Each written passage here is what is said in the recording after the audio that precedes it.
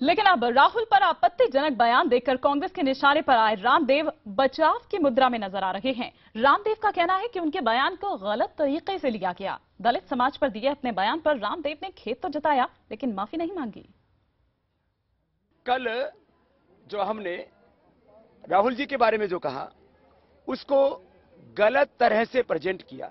आदरणीय राहुल गांधी या दलितों का अपमान करना हमारा कतई लक्ष्य नहीं था। यदि हमारे उस शब्द के प्रयोग से किसी भी समाज की, खास करके दलित समाज की यदि भावनाएं आहत होती है, तो उसके ऊपर मैं स्वयं खेद व्यक्त करता हूं।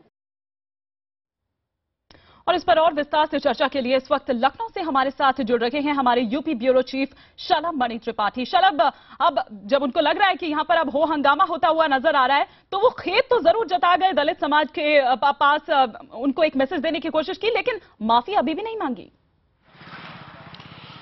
और देखिए, माफी की जहां तक बात है तो बाबा रामदेव ने ये जरूर एक तरीके से अपना बयान को लेकर बैकफुट पर वो जरूर आपको नजर आएंगे। एक तरफ उनके खिलाफ लखनऊ के महानगर थाने में मुकदमा दर्ज हो चुका है और दूसरी तरफ ये पूरा मुद्दा जो है उसको कांग्रेस उसको भुनाने की कोशिश कर रही है और दलितों से उसको जोड़ रही है। अभी भी कई चरणों के चुनाव बाकी हैं और उनको पता है बाबा रामदेव को कि उनकी गलती, जिस तरीके से वो लगातार बीजेपी के पक्ष में प्रचार कर रहे हैं, नरेंद्र मोदी के पक्ष में प्रचार कर रहे हैं, तो उनकी जुबान से निकले शब्द जो है बीजेपी को किस तरीके से नुकसान पहुंचा सकते हैं, इस बात का एहसास शायद उनको हुआ है। और यही वजह है कि उन्होंने स्पष्टीकरण तो जरूर दिया, लेकिन माफी उन्होंने नहीं मांगी। उनको शायद लगता है कि माफी अगर वो मांगेंगे तो उनके बयान को लेकर ये कहा जाएगा कि उन्होंने गलत बयानी की थी, इसलिए शायद उन्होंने माफी नहीं मांगी। लेकिन इतना जरूर है कि बीजेपी का भी एक बड़ा तबका ऐसा है जिसको ये लग रहा है कि बाबा रामदेव ने ऐसा बोल दिया है जिसको लेकर बीजेपी का भी नुकसान हो सकता है। बीजेपी का नुकसान तो हो सकता है, जिस तरह से शलभ आप यहां पर कह रहे हैं, और ये पहली बार नहीं है जब रामदेव ने इस तरह की कोई बातें की हो। कई बार ऐसे वो इस तरह के बयान दे चुके हैं, लेकिन जाहिर तौर पर कांग्रेस कहीं ना कहीं अब पूरी तरह से इसको भुनाने की कोशिश में जुट जाएगी, जैसा कि जुट चुकी भी है। बिल्कुल, देखिए, बयान जो है सिर्फ राहुल गांधी से नहीं बल्कि एक तबके से जुड़ा हुआ वो ये बयान है।